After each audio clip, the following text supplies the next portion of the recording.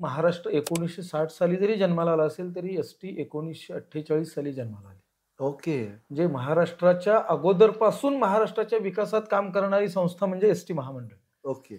1948च्या दरम्यान ज्यावेळेला एस-टी महामंडळाची स्थापना झाली, त्यावेळेला सुरुवातीला ते एस-टी महामंडळ नव्हतं, तर बॉम्बे ट्रान्सपोर्टेशन म्हणून नावानी संस्था होती. ओके. अखंड महाराष्ट्राची भौगोलिक परिस्थिती, एका बाजूला कोकण, दुसऱ्या बाजूला विदर्भ, पश्चिम महाराष्ट्र, या सगळ्या गोष्टींचा भौगोलिक विचार केला तर आपल्याकडे अखंड महाराष्ट्रात भौगोलिक समानता नाही. नाहीये. रिझर्वेशनची संख्या वाढेल. बरं. आता दुसरा हो. मुद्दा अजून एखादा? दुसरे असे बरेच मुद्दे आहेत की काही ठिकाणी आपल्याला आता मोफत काही गोष्टी लोकांना तिकिटांच्या सवलती दिल्या जातात.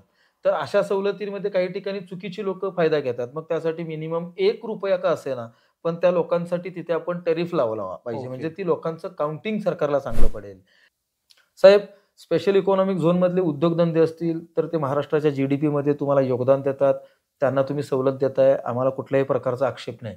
ज्या पद्धतीनं मच्छीमारांच्या बोटी न देताय, आपली पारंपरिक कला, पारंपरिक व्यवसाय मच्छीमार जपतायत, त्यांना देण्याबद्दल आमचा कुठलाही आक्षेप नाही. पण या दोघांचा महाराष्ट्राच्या जडणघडणीमध्ये जेवढा उपयोग होतोय, जेवढा त्यांचं कॉन्ट्रिब्युशन आहे, तितकंच किंवा किंबहुना माझी संस्था म्हणून मला अभिमान आहे. मी थोडंसं आविर्भावाने सांगेन आणि गर्वाने सांगेन की या दोघांपेक्षाही जास्त महाराष्ट्राच्या जी-डी-पीमध्ये वाटा जर असेल, महाराष्ट्राच्या विकासामध्ये वाटा असेल, तर तो माझ्या मायमाऊली एस-टी महामंडळाचा आहे. त्याच्यामुळे आमचाही एक हट्टाचं मागणं असेल की ज्या पद्धतीनं त्यांना तुम्ही डिझेलवरती व्हॅट माफ केलेलं आहे, आमचं एस-टी महामंडळ वर्षाला 3,600 कोटी रुपयांचं डिझेल खरेदी करतं. 3,600 कोटी रुपयांचं डिझेल वर्षाला खरेदी करतो 365 दिवसात. 365 दिवसात. जर त्याच्यावरचा जो राज्य सरकारचा व्हॅट आहे, तो जरी साहेब राज्य सरकारने आम्हाला माफ केला ना, तरी आमच्या वर्षाला 1,000 कोटी रुपये तिथे वाचतील. 1,000 कोटी रुपये ते 1,000 कोटी रुपये प्रवासी करातले, 2,000 कोटी रुपये आमचे वर्षाला जर राज्य सरकारने वाचवले तर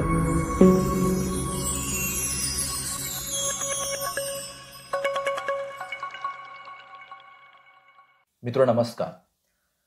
बऱ्याच दिवसापासून आमचा असा प्रयत्न होता की एस-टी कामगारांच्या बाबतीतल्या ज्या समस्या आहेत, म्हणजे समस्या, उपाय आणि योजना काय करता येईल, किंवा त्यांचं जे जगणं ते अधिक सुरळीत करण्यासाठी काय करता येईल, त्या संदर्भात कोण आपल्याकडे बोलण्यासारखं प्रखरपणे आहे का, असा मी बऱ्याच दिवसापासून शोध घेत होतो.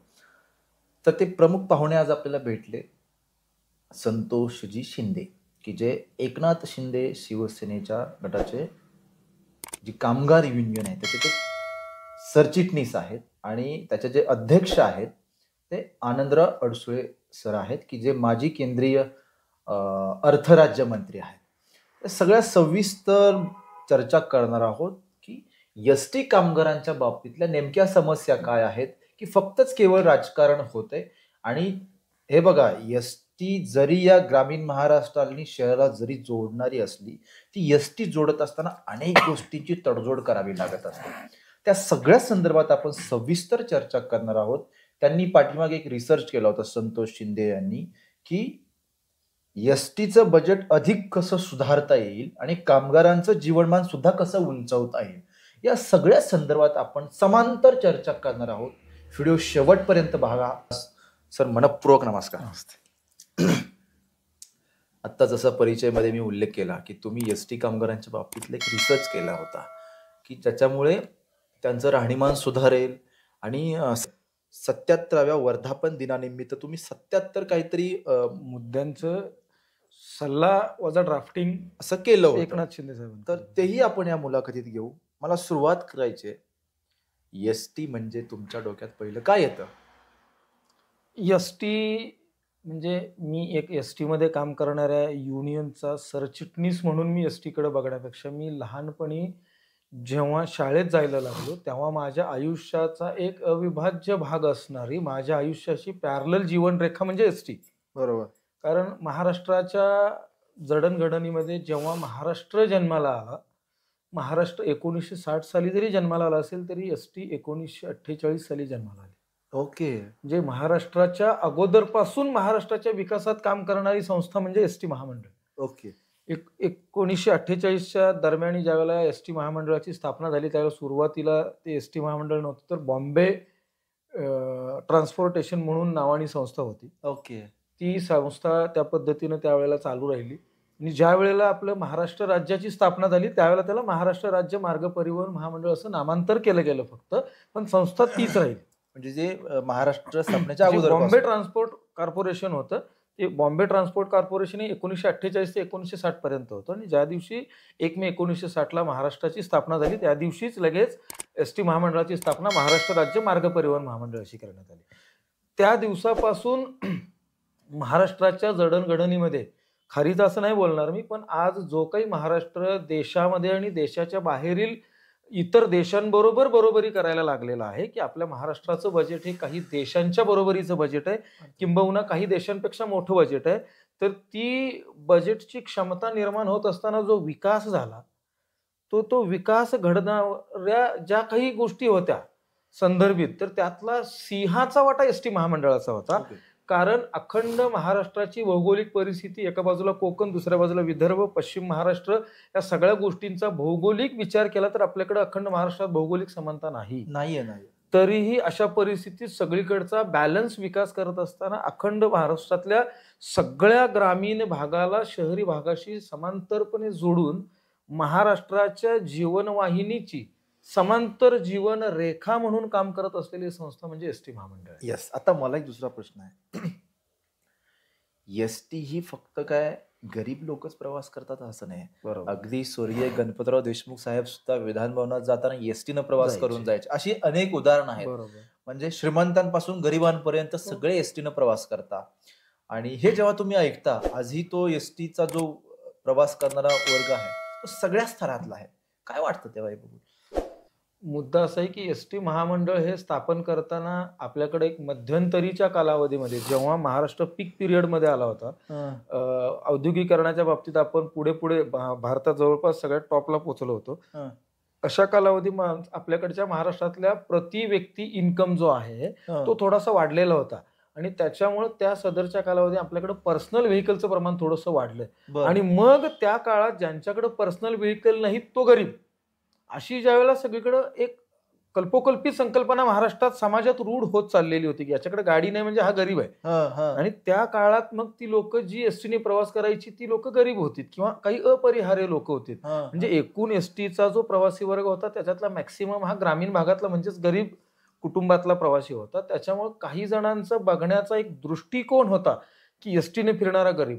पण असं नाही. ही संकल्पना आपल्याकडे बदलत जाऊन कालांतराने जी साधी एसटी होती, लालपरी होती आपली, त्या लालपरीचं आता आम्ही ई शिवनेरीपर्यंत पोहोचलो, अश्वमेधापर्यंत पोहोचलो. अशा खूप छान की जिथं अतिशय चांगल्या पद्धतीची सर्व्हिस दिली जाते. प्रायव्हेट सेक्टरमधल्या गाड्यांपेक्षा खूप सुंदर, म्हणजे आमच्याकडे स्लीपर कोच गाड्या सुद्धा आहेत, एसी गाड्या आहेत, चार्जिंगवरच्या आहेत, इलेक्ट्रिक व्हेकल तर भारतातले जितके ट्रान्सपोर्ट कॉर्पोरेशन्स आहेत त्यातल्या सगळ्यात जास्त इलेक्ट्रिक व्हेकल आणि टोटल ॲडव्हान्स गाड्या वापरणारं महामंडळ जर असेल तर ते आपलं एसटी महामंडळ. त्याच्यामुळं ना गरिबासाठी ना मध्यमवर्गीयांसाठी एसटी महामंडळ हे सर्वांसाठी आहे. आता मला सांगा, एक सतत एक समस्या तशी इमेज तयार झाली का केली का ती खरंच समस्या आहे ते आम्ही तुमच्याकडून जाणून घेणार आहोत. एसटीत पगार कमी आहे म्हणून कौटुंबिक अडचणी खूप येतात असं आपण माध्यमांमधून ऐकत असतो, बातम्या वाचत असतो, राजकारण्यांची त्याच्यावर भाषणही होत असतात. खरंच एसटीतला पगार पुरेसा होत नाही, ते किती प्रमाणात वाढवला पाहिजे? तुमच्या काय त्याच्या उपाययोजना? तुम्ही जेव्हा 77 मुद्दे मांडले त्याच्यामध्ये तर सांगा ना सविस्तर. मुद्दा असा आहे की एसटी महामंडळाचं महाराष्ट्राच्या विकासातलं योगदान तर आपण आता थोड्या वेळापूर्वी बघितलंच. पण ज्या पद्धतीनं महाराष्ट्र सरकारबरोबर काम करणाऱ्या इतर उपक्रमातील लोकांचे पगार वाढत गेले, ज्या पद्धतीनं 1960 नंतरच्या आत्तापर्यंतचा महागाईचा ग्राफ आणि 1960 पासून आत्तापर्यंत एसटीच्या कर्मचाऱ्यांच्या पगाराचा वाढलेला ग्राफ आणि 1960 पासून आजपर्यंत बाकीच्या सगळ्या कॉर्पोरेशन्स असतील किंवा सरकारी कर्मचारी असतील यांच्या पगाराचा वाढलेला ग्राफ, जर सगळ्यांचं योगदान समांतर असेल तर हा सगळा ग्राफ एका रेषेत असायला हवा होता. पण बाकीच्या सगळ्यांचा ग्राफ सेम एका डायरेक्शनमध्ये वाढत गेला. एसटी महामंडळाच्या कर्मचाऱ्यांचा ग्राफ तर त्या सगळ्यांपेक्षा, इव्हन मी तर म्हणतो शिक्षकांपेक्षा 1990 पर्यंत एसटीच्या लोकांचा पगार जास्त होता. शिक्षकांपेक्षा गुगलवरती जर सर्च बघितलं तर त्यावेळेला शिक्षण क्षेत्रातले शिक्षक म्हणून काम करणारी लोक शिक्षकी पेशातल्या नोकऱ्या सोडून 1980 ते 90च्या दशकामध्ये एसटी महामंडळात दाखल झाले होते, एसटी महामंडळात नोकरीला जॉईन झाले होते. पण दुर्दैवाने 1990 नंतर एसटीवरती ही का वेळ आली ते थोडंसं संशोधनाचा विषय आहे. आणि ते मी बोलणं इथे या व्यासपीठावरती संयुक्तिक नाही म्हणून मी ते बोलणार नाही. पण 1990 नंतर आमचा ग्राफ पूर्ण खालच्या पद्धतीने निघायला लागला ओके. आणि मग आम्ही तिथून पुढे दुर्लक्षित व्हायला लागलो. तिथून पुढे मग सरकारच्या पॉलिसीज असतील, एसटी महामंडळाचे आमचे अधिकारी कर्तव्यदक्ष आहेत, कर्मचारी कर्तव्यदक्ष आहेत, पण त्या अधिकाऱ्यांना मिळणारे अधिकार सुद्धा मर्यादित राहिले, की सरकार तिकिटांची दरवाढ करायला परमिशन देत नाही. जनतेच्या दबावापोटी तिकीट दरवाढ करायचं नाही. व्यक्तिगतपणे अधिकाऱ्यांना निर्णय घेण्याची कुठलीही त्यांना मुभा नाही. मग अशा एक साचेबद्ध निर्णय घेण्याची ज्यावेळेला तुम्ही मुभा त्यांना देता, तर तिथं ते आउट ऑफ बंधनं येतात. ड्राफ्ट जाऊन निर्णय घेऊन ते तुमची संस्था फार कुठेतरी मोठी चमकवून दाखवण्याची शक्यता तुम्हाला फार कमी वाटते कमीच. अशा वेळेला. बरोबर. तर त्यावेळेला त्यांना एक स्वायत्तता जी आपली एसटी महामंडळाला आहे, ती महामंडळ म्हणून फक्त ऑन पेपर स्वायत्तता न राहता ती स्वायत्तता खरंच त्यांना अधिकार घेण्याच्या बाबतीत सुद्धा असायला हवी. म्हणजे आपलं एसटी महामंडळ खरोखर आमचे अधिकारी असतील किंवा आमचे कर्मचारी असतील अतिशय चांगल्या पद्धतीनं आज ज्या पद्धतीनं आपलं एसटी महामंडळ जे आहे, महाराष्ट्र राज्य मार्ग परिवहन महामंडळ, हे आशिया खंडातलं सगळ्यात मोठं आहे.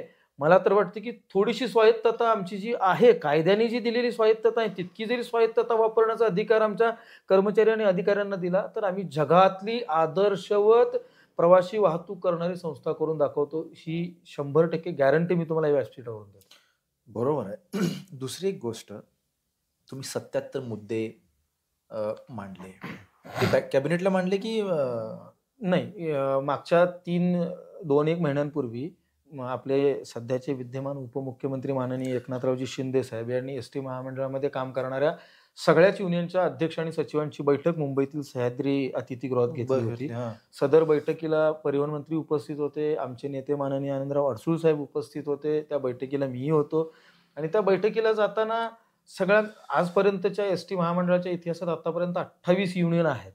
तर त्या एकूण 28 युनियनचं कामकाज बघत असताना मी माझ्या आयुष्यात आल्यानंतर थोडंसं आपण वेल एज्युकेटेड लोक ज्या वेळेला या एसटी महामंडळामध्ये पदार्पण करायला लागलो, त्याच्यामुळे मग आम्ही म्हणजे आता जी नवीन टेक्नॉलॉजी आहे, त्या नवीन टेक्नॉलॉजीच्या माध्यमातून आम्ही सगळा अभ्यास करायला लागलो. तर आम्हाला असं जाणवलं की एसटी महामंडळाच्या कर्मचाऱ्यांच्या अडचणी तर आहेत, त्या सगळीकडेच असतात. म्हणजे अडचण नसणारं जगातलं कुठलंही क्षेत्र नाहीये. पण त्या अडचणींच्या वरती फक्त आमचे पगार वाढवा किंवा आमच्या अडचणी दूर करा म्हणून प्रशासनाच्या किंवा शासनाच्या विरोधात आंदोलन आणि संप करूनच सगळं साध्य होईल, हा चळवळीचा गाभा आता राहिलेला नाही. बरोबर. आता आपल्याला चळवळ सुद्धा कालानुरूप बदलावी लागेल.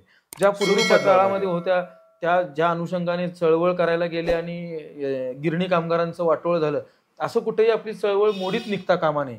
किंवा त्या चळवळीने प्रशासन असेल, शासन असेल किंवा कर्मचारी असेल यातील कुणालाही त्रास न होता ती चळवळ सुद्धा आता नवीन पद्धतीने कालानुरूप जसं बदलायला पाहिजे म्हणतात, तर चळवळीने सुद्धा आपलं रूप बदलायला पाहिजे. मग आम्ही विचार केला की त्याच्यामध्ये मी असेल, माझे मित्र, माझे सहकारी आमचे प्रकाश निंबाळकर असतील किंवा आमचे नेते आनंदराव अडसूळ साहेब असतील किंवा आमचे नेते सुनीलजी साळवी साहेब असतील, आम्ही सगळ्यांनी ज्यावेळेला विचार विनिमय चालू केला, आमचं एक राज्य कार्यकारिणीची बैठका वगैरे आम्ही घेतो, त्या सदर बैठकांमध्ये ज्यावेळेला आम्ही विचार विनिमय चालू केला त्यावेळेला मला असं जाणवलं की आपण या चळवळीचा थोडासा मार्ग बदलूया. मग आम्ही काय केलं की चळवळीचा मार्ग जर बदलायचा असेल तर मग काय की फक्त शासनाकडे आम्ही हट्ट करणार की तुम्हाला आम्ही हे द्या आणि आम्हाला तुम्ही ते द्या, आम्ही तुमच्याकडे हे मागतो आणि मग तुम्ही हे द्या, नाही तर तुम्ही हे नाही दिलात तर मग आम्ही आंदोलन किंवा उपोषण करणार. तर हे न करता आम्हाला ज्या गोष्टी अपेक्षित आहेत त्या सरकार, कारण आज जगातलं कुठलंही सरकार असेल, इव्हन अमेरिकेचं सरकार सुद्धा कर्जबाजारीचं आहे, भारताचं सरकार असेल किंवा महाराष्ट्राचं सरकार असेल किंवा जगातली सर्वच सरकार सुद्धा आता कर्ज काढून सरकार चालवत आहेत. मग अशा कालावधीमध्ये त्या सरकारांवरती असणारा स्ट्रेस सुद्धा प्रचंड प्रमाणात वाढलेला आहे. अशा स्ट्रेसफुल सरकारकडनं आपल्याला जर का आत्ताच्या काळात जर मिळवायचं असेल तर आम्हाला तुम्ही जे देणार आहात ते किती योग्य आहे, किती स्वागतार्ह आहे आणि ते तुम्ही जे आम्हाला देणार आहात ते कसं आम्हीच तुम्हाला उपलब्ध करून देऊ शकतो याची सर्व जर कायदेशीर मांडणी, आर्थिक मांडणी जर आपण शासनाच्या प्रतिनिधींसमोर किंवा मंत्री महोदयांसमोर करू शकलो तर आपल्याला त्याच्यावरती रिझल्ट चांगल्या स्वरूपात मिळेल. आणि मग आमचे नेते माननीय आनंदराव अडसूळ साहेबांनी आम्हाला आदेश दिले की तुम्ही स्वतः संतोषजी या प्रकरणाचं नेतृत्व करा, तुमच्याबरोबर प्रकाश निंबाळकर साहेब आहेत आणि तुम्ही दोघांनी मिळून या सगळ्या गोष्टीवरती रिसर्च करा आणि एसटी महामंडळाने कुठल्या कुठल्या गोष्टींमध्ये बदल व्हायला पाहिजे. कारण जसं आपण म्हणतो की चळवळ बदलायचा विषय आपण आता घेतला, तर एसटी महामंडळ म्हणून महामंडळाला सुद्धा काळानुरूप बदलावं लागेल. फक्त गाड्यांचा दर्जा बदलला म्हणजे महामंडळ बदलला असं होत नाही, तर गाड्यांच्या दर्जाबरोबरच प्रशासनातल्या अधिकाऱ्यांची काम करण्याची पद्धत असेल, प्रशासनाची काही काम करण्याची पद्धत असेल, कर्मचाऱ्यांची काही काम करण्याची पद्धत असेल, तर या सगळ्या गोष्टींमध्ये कुठे चांगला बदलाव आणल्यानंतर आपल्याला महामंडळामध्ये फायदा होऊ शकतो. या सगळ्या गोष्टींसाठी आम्ही अभ्यास केला. त्या अभ्यासानंतर आम्ही एक अशी 77 मुद्द्यांची पुस्तिका तयार केली, की त्या 77 मुद्द्यांमध्ये एसटी महामंडळाला फायदा कसा होऊ शकतो, हे सगळे मुद्दे आम्ही सविस्तर मांडले आणि त्या सदर बैठकीमध्ये आम्ही परिवहन मंत्र्यांच्या उपस्थितीत अडसूळ साहेबांच्या हस्ते उपमुख्यमंत्र्यांना सुपूर्द केली. आता मला मुद्दा सांगा, आपली मुलाखत पूर्व जी चर्चा झाली त्यात तुम्ही असं मला सांगितलं की बऱ्याचदा गावातला माणूस तालुक्याच्या ठिकाणी म्हणजे ऑनलाईन बुकिंगसाठी जातो, हो. तर त्याला तेच ग्रामपंचायतीमध्ये उपलब्ध होण्यासाठी त्या 77 पैकी तो एक मुद्दा होता. बरोबर. असे कमीत कमी मला 10 तरी मुद्दे सांगा. मुद्दा असा आहे, त्याच्यामध्ये आम्ही ज्यावेळेला फार डीपमध्ये जाऊन रिसर्च करण्याचा प्रयत्न केला, तर एसटी महामंडळाचे फक्त काही जिल्ह्यांच्या ठिकाणी किंवा जिल्ह्यात 1 ते 2 ठिकाणी फक्त रिझर्वेशन सेंटर आहेत. आपल्याकडे जे लोक पुण्याला, मुंबईला किंवा अन्य शहरांमध्ये वास्तव्याला आहेत, ती लोक कुठल्याही सणासुदीनिमित्त गावाकडे आले किंवा काही कार्यक्रमानिमित्त गावाकडे आले, ज्यावेळेला त्यांना यायचं असतं त्याला ते मुंबईमध्ये शहरात राहतात, तर ते तिथं जवळूनच तिथून कुठून तरी रिझर्वेशन करतात, त्यांना ते जवळ आसपास रिझर्वेशन मिळतं, ते येतात. पण ज्यावेळेला ते गावाकडे येतात त्यावेळेला त्यांना पुन्हा जायचं असतं, त्यावेळेला ते जिल्ह्याच्या ठिकाणावरनं काही 30, 40, 50, 60, 70 किलोमीटर वरती राहत असतात. मग त्यांना रिझर्वेशन करायला तितक्या वेळेचा प्रवास करून शहरापर्यंत पोहोचायला लागतं. मग ते आमच्या रिसर्च करत असताना असं लक्षात आलं की आत्ताच्या आपल्या महाराष्ट्रामध्ये, महाराष्ट्रातल्या प्रत्येक ग्रामपंचायतीमध्ये कॉम्प्युटर आहे, इंटरनेट सुविधा आहे, तिथं ग्रामपंचायतचा कॉम्प्युटरचा ऑपरेटर आहे आणि तिथं इतकी सगळी कनेक्टिव्हिटी असताना ते जर ग्रामपंचायतीमधलं ग्रामविकास मंत्रालयाच्या अखत्यारीत जर ते सगळीकडे कनेक्टिव्हिटी मिळालेली असेल, तर त्या पॅन महाराष्ट्रातल्या कनेक्टिव्हिटी बरोबर जर एसटी महामंडळाने ग्रामविकास खातं किंवा महाराष्ट्र शासन या दोघांनी मिळून एखादा MOU केला, एखादा करार केला आणि असं ठरवलं की तुमच्या ग्रामपंचायतीमध्ये तुम्हाला रिझर्वेशन करून मिळेल, म्हणजे एकतर त्यातून त्या ग्रामपंचायतीला थोडाफार का असेना, काहीतरी किरकोळ स्वरूपात का असेना पण महसूल मिळेल.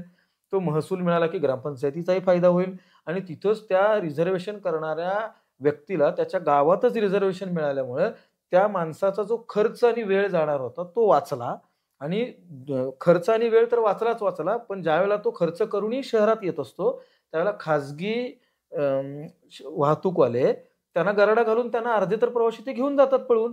तो शहरापर्यंतच नाही आला तर खाजगी वाहतूकदारांच्या हातालाच लागणार नाही आणि मुळात तो ग्रामपंचायतीत केल्यामुळे ग्रामपंचायतीचा महसूल वाढेल, म्हणजे एकीकडे सरकारचा महसूल वाढेल, एसटीचा फायदा लोकांची होईल. सोय होईल आणि एसटीचा फायदा होईल, त्याच्यामुळे पर्यायाने एसटी महामंडळाच्या रिझर्वेशनची संख्या वाढेल. आता दुसरा हो. मुद्दा अजून एखादा. दुसरे असे बरेच मुद्दे आहेत की काही ठिकाणी आपल्याला आता मोफत काही गोष्टी लोकांना तिकिटांच्या सवलती दिल्या जातात, तर अशा सवलतींमध्ये काही ठिकाणी चुकीची लोक फायदा घेतात. मग त्यासाठी मिनिमम ₹1 का असेना पण त्या लोकांसाठी तिथे आपण टॅरिफ लावला पाहिजे, ओके. म्हणजे ती लोकांचं काउंटिंग सरकारला चांगलं पडेल. त्याच्यानंतर एसटी महामंडळामध्ये ज्यावेळेला ऑनलाईन सिस्टीम आता झाली, तर तशाच पद्धतीने ऑनलाईन सिस्टीमच्या माध्यमातून आपल्याकडं आज मुंबईमध्ये ट्रेन आहे किंवा बाकीची आपली मेट्रो महाराष्ट्रातली आहे. किंवा मेट्रो आहे, बाकीच्या सगळ्या गोष्टी आहेत. या ठिकाणी जर त्यांना GPS द्वारे जर तुम्ही एखादं ऍप्लिकेशन डेव्हलप करून त्या ऍप्लिकेशन मधून आता रेल्वे कुठं आहे बघू शकताय. मग आमच्या एसटी महामंडळाच्या प्रत्येक बसला GPS सिस्टम आहे, ती लाईव्ह ट्रॅकिंग असते. मग त्या GPS सिस्टमला जर एखाद्या टेक्नॉलॉजीच्या एखाद्या कंपनीला जर आपण टेंडर दिलं, त्यांच्याकडनं एखादं स्वतःचं एसटी महामंडळाचं सुद्धा जर एखादं ऍप्लिकेशन डेव्हलप केलं, तर ज्या एखाद्या व्यक्तीला ज्या मार्गावरती प्रवास करायचा आहे तर त्या मार्गावरती प्रवास करणाऱ्या एसटीच्या GPSच्या माध्यमातून ऑनलाईन मोबाईलवर दिसतील. कुठं म्हणजे आले जर तासभर एसटीची वाट बघत बसणाऱ्या माणसाला मला एसटी कधी येणार आहे हे कळालं तर तो एक्झॅक्ट वेळेला तिथे येईल आणि प्रवाशांची संख्या वाढेल. त्याच्यामुळे लोकांची सोय ही झाली आणि एसटीकडे येणार आहे. आता कधी एसटी येणार आहे मला माहिती नाही, त्याच्यापेक्षा आता आली ना खासगी गाडी त्याच्यात बसूया आणि निघून जाव्या, असं म्हणून निघून जाणाऱ्या लोकांची संख्या कमी होईल आणि ते एसटीची मुद्दा म्हणून थांबतील, वेळेनुसार वाट बघतील आणि एसटीने प्रवास करतील. बरोबर. एसटीची खासियत आहे सर की वाटतं आशिया खंडातली सर्वात मोठी रेव्हेन्यू क्रिएट करणारी महामंडळ ना, महामंडळ तसं आहे. त्याच्यानंतर बँकेचा पण खूप मोठा उलाढाल आहे. जरा हे सगळं सांगा ना, टेक्निकल बाब. मुद्दा असा आहे की एसटी महामंडळ म्हणजे प्रवासी वाहतूक करणाऱ्या जी महामंडळ आहेत, अशी भारतामध्ये एकूण अखंड भारतामध्ये आपल्या 56 महामंडळ अस्तित्वात आहेत. तर त्या 56 पैकी 5 महामंडळ तर आपल्या महाराष्ट्रातच आहेत. त्यातलं एक एसटी महामंडळ आहे, दुसरं बेस्ट आहे, तिसरं पुण्याचं PMML आहे, नवी मुंबईचं आहे आणि मग त्याच्यानंतर नागपूरचं एक आहे. या सगळ्या 5 महामंडळांपैकी किंवा त्या 56 महामंडळांपैकी एक एसटी महामंडळ आहे. ह्या एस टी महामंडळाचे साधारणतः 250-51 पेक्षा जास्त डेपो आहेत. साधारणतः 30-32 विभागीय कार्यालय आहेत. 30-32 आमच्या विभागीय कार्यशाळा आहेत की जिथे जिल्ह्यातल्या एसट्या रिपेअर होतात. आणि साधारणतः 85 ते 90 हजार लोकांचा आमचा कर्मचाऱ्यांचा आणि अधिकाऱ्यांचा समूह आहे. तर हा सगळा आणि जवळपास आता सध्याच्या घडीला 16 ते 17 हजार एस टी बसेसचा ताफा आमच्याकडे आहे. त्याच्यामध्ये वेगवेगळ्या प्रकारच्या गाड्या आमच्याकडे आहेत. जसं आमच्याकडे लालपरी होती, नीम आराम गाडी होती, शयनयान गाडी होती, त्याच्यानंतर शिवनेरी गाडी आली, शिवनेरी गाडी आली, मध्यंतरी अश्वमेधा गाडी आली, म्हणजे आमची शिवाई गाडी आली, अशा बऱ्याच गाड्यांचे प्रकार आहेत. साध्या लालपरीपासून ते इलेक्ट्रिक वोल्वोपर्यंत सगळ्या प्रकारच्या गाड्या आमच्याकडे आमच्या ताफ्यांमध्ये आहेत. तर हा इतका मोठा प्रपंच आणि आमची वार्षिक उलाढाल साधारण 9 ते 10 हजार कोटींची वार्षिक उलाढाल आहे की जी आशिया खंडातल्या जेवढी प्रवासी वाहतूक करणारे कॉर्पोरेशन्स आहेत त्यातली सगळ्यात जास्त म्हणजे ट्रान्झॅक्शन होत असेल तर ते एस टी महामंडळाचा आमच्या आहे. ह्या इतका मोठा अवाढव्य आमचा सगळा जो संसार आहे, इतकं जे मोठं कुटुंब आहे आमचं, पण या कुटुंबातील कुटुंबाच्याही काही अडचणी आहेत. म्हणजे एस टी महामंडळ म्हणूनही काही अडचणी आहेत आणि एस टी कर्मचारी म्हणूनही काही अडचणीत आहेत. मग आम्ही शिवपरिवहन वाहतूक व कामगार सेना म्हणून काम करत असताना आम्ही ठरवलं की या दोन्ही गोष्टींना बॅलन्स करत म्हणजे संस्था सुद्धा कशी हायटेक झाली पाहिजे. कारण आता आर्टिफिशियल इंटेलिजन्सच्या जगामध्ये वावरतोय आपण. सगळीकडे आमच्या बसमध्ये बसणारा प्रवासी बसमध्ये मोबाईलवर बसून AI वरती काम करतोय आणि आमची बस अजून जुन्याच काळामध्ये आहे. म्हणजे आमच्याकडेही आर्टिफिशियल इंटेलिजन्स सारख्या काही गोष्टींचा वापर करून, AI टेक्नॉलॉजीचा वापर करून जर आम्ही आमची संस्था मोठी करण्यासाठी काही हातभार लावू शकलो, तर तसे काही सुझाव त्याच्यावरती काही रिसर्च पेपर करून किंवा त्याच्यावरती अभ्यास करून, आपले काही स्वतःचे ड्राफ्टिंग करून अशी निवेदनं जर आम्ही सरकारला देऊ शकलो, तर सरकारचं काम अजून थोडं हलकं होईल. या उद्देशाने शिवपरिवहन सेनेने दोन्ही पातळीवरती काम चालू केलं की संस्था मोठी करायची असेल किंवा संस्था आजपर्यंत आपल्याकडे एक नॅरेटिव्ह सेट केलं गेलं की एस टी महामंडळ म्हणजे तोट्यात, एस टी महामंडळ म्हणजे तोट्यात. पण एस टी महामंडळ हे फक्त सेवा देण्याचं काम करतं. गाव तिथे एस टी हे ब्रीदवाक्य घेऊन आम्ही काम करतो साहेब. आणि अखंड ग्रामीण भागातल्या छोट्या छोट्या वाड्या वस्त्यांपर्यंत जाऊन आम्ही सेवा देतो. तिथे आम्ही फायदा बघत नाही. जर आम्हाला एस टी फायद्यातच आणायची असेल तर आम्ही जिथं तोट्यावरती चालणारे रूट आहेत ते बंद केले आणि फक्त फायद्यातले रूट चालवले तर आम्ही अवघ्या 2-3 महिन्यात फायदा देऊ शकतो. पण आम्हाला महाराष्ट्रातल्या आमच्या जनतेची सेवा करायची आहे. पण सर, तुम्हाला 1 मिनिट मी थांबवतो. ही जी 75 वर्षापुढील जी लोकांसाठी जी मोफत एसटीची सेवा सुरू केली, त्याचा एसटीला फायदा झाला की तोटा झाला? नाही, नक्कीच त्याचा फायदा झाला. कारण कोविडच्या काळाच्या नंतर एसटीकडे जो कमी झालेला प्रवासी वर्ग होता तो 75 वर्षांपेक्षा ज्येष्ठ नागरिकांना अमृत ज्येष्ठ नागरिक योजना आली. 65 वर्षांपेक्षा मोठ्या लोकांना ज्येष्ठ नागरिक योजना अगोदरपासून आहेत. त्याच्यानंतर महिलांसाठी सुद्धा महिला सन्मान योजना आली. त्याच्यामुळे एसटीकडे येणाऱ्या प्रवाशांचा जो ओघ होता, जो कोविडच्या काळाच्या अगोदर साधारणतः 55 ते 60 लाख प्रवासी रोज प्रवास करायचे. पण कोविड नंतरचा एक 2-3 वर्षांचा पिरियड असा होता की आमचा तो प्रवासी वर्ग साधारणतः 20 लाखांपर्यंत 25 लाखांपर्यंत खाली आला होता. पुन्हा ज्यावेळेला सरकारने या योजना चालू केल्या त्याच्यानंतर पुन्हा पूर्ववत आमचा जो पहिला प्रवासी वर्ग होता तो पर डे पुन्हा आता 55 ते 60 लाखाच्या दरम्यान दररोज प्रवासी आज रोजी आमच्या महाराष्ट्रभर आमच्या बसमधून प्रवास करतात. पण साहेब हे सगळं झालं, सरकारने सुद्धा म्हणजे माननीय एकनाथभाई शिंदे साहेबांनी अतिशय चांगले उत्तम निर्णय घेतले. अमृत ज्येष्ठ नागरिक योजनेचे असतील किंवा महिला सन्मान योजनेचे असतील. त्याच्यामुळे महाराष्ट्रातल्या माता भगिनींना आणि ज्येष्ठांना फिरण्यासाठी एसटीमध्ये सोय झाली. हे सगळं जरी मान्य असलं, त्यांनी तो अतिशय उत्कृष्ट निर्णय घेतला असला तरी त्याच्या बरोबरीने एसटी महामंडळ सुद्धा डेव्हलप झालं पाहिजे आणि त्या सगळ्या लोकांना सेवा देणारा माझा एसटीचा चालक असेल, वाहक असेल किंवा मेकॅनिक असेल किंवा पर्यवेक्षकीय कर्मचारी असतील किंवा अधिकारी असतील, या सगळ्यांना सुद्धा त्यांची नोकरीतली सुलभता चांगली व्हावी, आर्थिक स्थैर्य चांगलं मिळावं, या दृष्टिकोनातून काम करण्यासाठी शिवपरिवहन सेना कटिबद्ध होती. आणि म्हणून मध्यंतरीच्या काळात आम्ही ज्यावेळेला काम चालू केलं, अडसूळ साहेबांनी आम्हाला आदेश दिले, त्याच्यानंतर एस टी महामंडळामध्ये कशा पद्धतीने बदल करायला हवेत, मग त्या संदर्भात आम्ही काम चालू केलं. ते करता करता पॅरलली आमचा मुख्य घटक म्हणजे आमचा सभासद म्हणजे आमचा एसटीचा कर्मचारी, तर त्यांच्या आर्थिक स्थैर्यासाठी काय करायला पाहिजे, कारण आमचा सगळ्यात महत्वाचा मुद्दा म्हणजे आमचा पगार. तुम्ही आता आमची आर्थिक देणी, बरोबर, पण त्या पगाराच्या बाबतीत सरकारकडे पगारवाढ मागण्यासाठी आम्ही वारंवार उपाययोजना केल्या. काही वेळेला आम्ही संप सुद्धा केले होते मागच्या काही चुकीच्या लोकांच्या नादी लागून. पण सदरच्या कालावधीमध्ये चुकीच्या पद्धतीनं पगारवाढ झालेली होती. पण काही कालावधीनंतर आत्ताच काही दिवसांपूर्वी एकनाथभाई शिंदे यांनी स्वतः सगळ्या युनियनना एकत्र बोलवलं, सगळ्यांची एकत्र मिटिंग घेतली आणि इतिहासातील पहिल्यांदा अशी घटना घडली की मंत्री महोदयांनी सर्वांना एकत्रित बोलवून त्यावेळेला चुकीच्या 2021ला चुकीच्या पद्धतीने दिली गेलेली पगारवाढ आता 2024-25 मध्ये पूर्वलक्षी प्रभावानं आता 6,500 रुपये सरसकट सगळ्यांच्या बेसिकमध्ये वाढ केली. ठीक आहे, त्यावेळेला ती आजपर्यंतची 6,500 रुपये ऐतिहासिक पगारवाढ आहेच. पण मी सत्ताधारी पक्षाचा युनियनचा पदाधिकारी आहे म्हणून मी फक्त सरकारला चांगलंच म्हणायला पाहिजे याही मताचा मी नाही आहे. 6,500 रुपये ऐतिहासिक पगारवाढ दिली त्याच्याबद्दल एकनाथभाई शिंदे यांचं मनपूर्वक आभार आहेतच. आजपर्यंतच्या इतिहासातली ती सर्वाधिक मोठी पगारवाढ आहेच. पण तरीही ती 6,500 रुपये पगारवाढ दिल्यानंतर एसटीच्या कर्मचाऱ्यांना झालेली पगार आणि राज्य सरकारी कर्मचाऱ्यांना मिळत असलेला पगार याच्यामधली जी दरी आहे ती दरी अजूनही मिटली नसल्याचं निदर्शनास येते. आता सर मुद्दा असा आहे, तुम्ही तांत्रिक बाजू मला सांगितलेली की हो. एसटीचं बजेट कसं सुधारेल, बरोबर. एसटीचं बजेट कसं बदलता येईल आणि त्याच्या संदर्भात तुम्ही काहीतरी मीटिंग पण हो. नियोजित करत आहात, हो, मलाही हो. तुम्ही सांगितलं. ते जरा टेक्निकली बाब सांगा, म्हणजे कारखानदारी आणि त्याच्यानंतर एसटी महामंडळ इतरांना काही डिझेलवरती असणारी सवलत ते आम्हाला द्या, तुमची जी काही नम्र सगळी आम्ही मागणी काय आहे. केलं होतं 6,500 रुपयांची पगारवाढ ज्यावेळेला राज्य सरकारकडनं म्हणजे जाहीर झाली, एकनाथभाई शिंदेनी ती डिक्लेअर केली.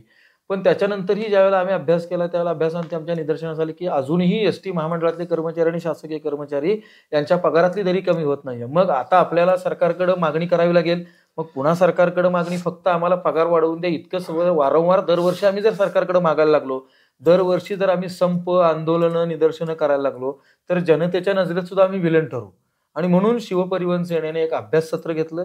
त्या अभ्यासात आम्ही चांगल्या तज्ज्ञ लोकांशी चर्चा केली आणि आम्ही स्वतः एक रिसर्च करायचं ठरवलं की याच्यावरती काय करू शकतो. म्हणून मग सरकारकडनंच आपल्याला जर काय मिळवायचं असेल तर मग आम्ही त्याच्यावरती अभ्यास वर्ग घेतला. साहेब, तो अभ्यास वर्ग घेतल्यानंतर असं आमच्या निदर्शनास आलं की आजूबाजूची जेवढी राज्य आहेत त्या सगळ्या राज्यांमध्ये किंवा महाराष्ट्रातली 5 प्रवासी वाहतूक करणाऱ्या महामंडळांसोबत इतर राज्यांमधून प्रवासी वाहतूक करणाऱ्या महामंडळांमध्ये जो काही एक प्रवासी कर असतो, तो प्रवासी कर साहेब साधारणतः 2% 3% आसपास काही ठिकाणी तर माफ करण्यात आलेला आहे. मग तो प्रवासी कर महाराष्ट्राच्या एसटी महामंडळामध्ये 17.5% म्हणजे साधारणतः 100 रुपयाचा जर व्यवहार एसटी महामंडळाने केला तर त्यातले 17.5% राज्य सरकारला द्यावे लागतात. आता एका बाजूला तर आपण असं म्हणतो की एसटी महामंडळ म्हणजे राज्य सरकारचं एक अंग आहे, राज्य सरकारचा एक उपक्रम आहे, म्हणजे तो राज्य सरकारचा एक खिसा आहे. आणि दुसऱ्या बाजूला राज्य सरकार जर एसटी महामंडळाकडं 17.5% फक्त प्रवाशांच्या त्या प्रवासावरती घेणार असेल तर त्याचा भुर्दंड एकतर प्रवाशांवरती पडेल किंवा महामंडळावरती पडेल. पर्यायाने तो फिरून फिरून मग शेवटी प्रवाशांवरतीच जाणार होता. म्हणून मग आम्ही असा विचार केला की सरकारकडे या गोष्टींच्यासाठी आपण जर पाठपुरावा केला तर मग काय करता येऊ शकतं. मग आम्ही तिथं विचार करताना सरकारकडे आता अशी मागणी ठेवलेली आहे की 17.5% जो प्रवासी कर आहे, साधारणतः दरवर्षी आमचं एसटी महामंडळ वर्षाला 1,000 कोटी रुपयांचं प्रवासी कर शासनाला भरतं, महाराष्ट्र शासनाला.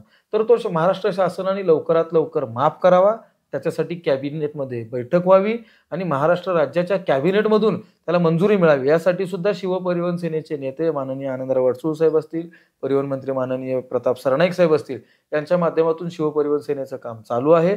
आणि हे करत करत तेवढ्यानी भागणार नव्हतं.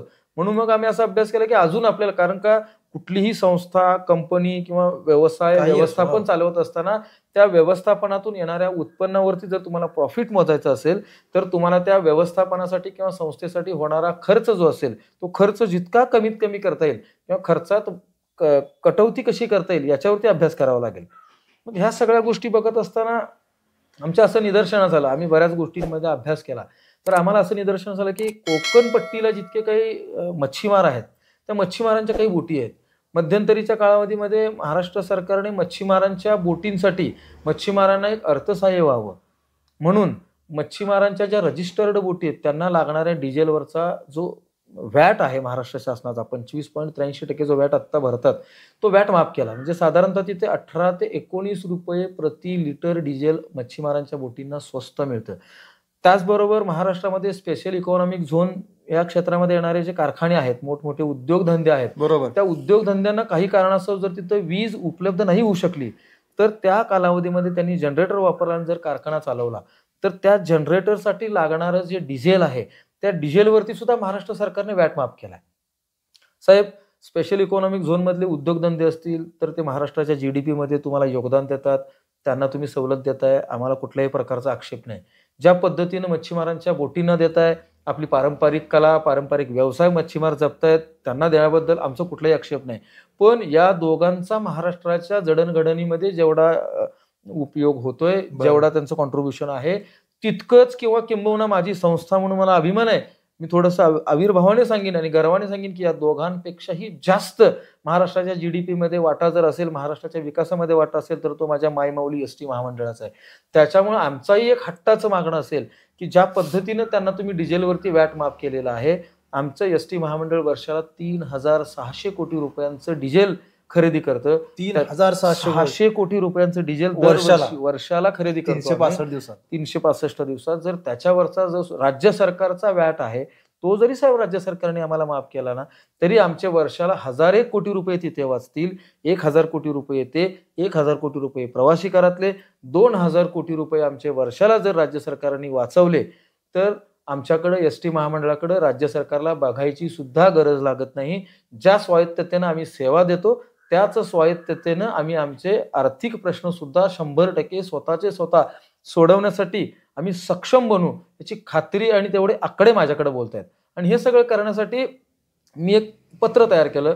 मी माननीय परिवहन मंत्र्यांना पत्र व्यवहार केलेला आहे, उपमुख्यमंत्र्यांना पत्र व्यवहार केलेला आहे आणि मुख्यमंत्र्यांनाही पत्र व्यवहार केलेला आहे. शिवपरिवहन सेनेच्या माध्यमातून आपण हे सरकारकडे सगळं मांडलेलं आहे.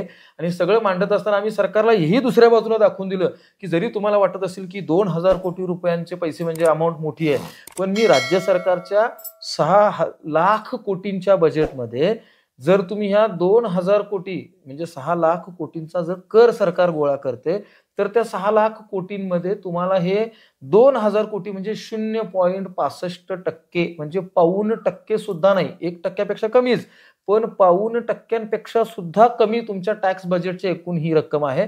त्याच्यामुळे त्याचा सरकारच्या बजेटवरती किंवा सरकारच्या योजनांवरती किंवा सरकारच्या इतर कुठल्याही गोष्टीवरती फारसा किंवा अतिशय एक बिंदू इतका सुद्धा फरक पडणार नाही. इतका कुठलाही फरक न पडता जर जगभर मोठी असणारी, नावाजलेली, महाराष्ट्राच्या विकासात योगदान दिलेली एक संस्था जर म्हणजे पुनरुज्जीवित होत असेल, मोठी होत असेल आणि त्याच्यामुळे महाराष्ट्राचंच नाव जगभर फेमस होणार असेल, तर महाराष्ट्र शासनाने करायला काही हरकत नाही. आणि म्हणून आम्ही एक संस्था कशी मोठी करायची याच्यासाठी संस्थेतलेच पैसे संस्थेत ठेवून सरकार कशा पद्धतीने स्वतःकडचे पैसे संस्थेला न देता मोठं करू शकतो याचा व्ह्यू फक्त आम्ही सरकारकडे सरकार दप्तरी मांडतोय आणि तो सरकारला पटवून देण्याचं काम आम्ही करतोय. आणि ते पटवून देता देता आमची संस्था आणि आमच्या कर्मचाऱ्यांचे प्रश्न कसे त्यातून सोडवून घ्यायचे, कारण ते 2,000 कोटी रुपये जर आमच्याकडे वर्षाला राहिले, तर त्या 2,000 कोटी रुपयामध्ये आम्ही सर्व प्रकारचे आमचे आर्थिक प्रश्न असतील, गाड्यांची अवस्था असेल, गाड्यांची जी आज महाराष्ट्रभर ओरड असते की गाड्यांची अवस्था खराब असते, ती गाड्यांची अवस्था सुधारण्यामध्ये आणि पर्यायानं खासगी गाड्या न घेता एसटी महामंडळाच्या स्वतःच्या मालकीच्या गाड्या खरेदी करून आम्ही आदर्शवत एसटी महामंडळ उभा करू शकतो, याच्यासाठी चाललेला हा शिवपरिवहन सेनेचा अट्टहास आहे. तुम्ही बरेच मुद्दे याच्यामध्ये कव्हर केले. खरं तर त्यावर दुसरी एक महत्वाची गोष्ट आहे प्रेक्षक हो, एसटी ड्रायव्हरच्या आणि कंडक्टरची, चालक आणि वाहकची मानसिकता नेमकी खराब कुठे होते? जनतेचा रोष, काही प्रॉब्लेम झाला एसटीला की ड्रायव्हर कंडक्टर असं केलं तसं केलं, यांना कळत नाही, हे नाही, असं नाही, तसं नाही, म्हणजे बरीच कसं होतं माहिती आहे का, अपुऱ्या माहितीवरती लोक बोलत राहतात. तो एक महत्वाचा भाग आहे. ते सुद्धा तुम्ही पुढच्या व्हिडिओमध्ये नक्की बघा. हा व्हिडिओ तुम्हाला कसा वाटला कमेंट करून नक्की कळवा. तुर्तास मनपूर्वक धन्यवाद.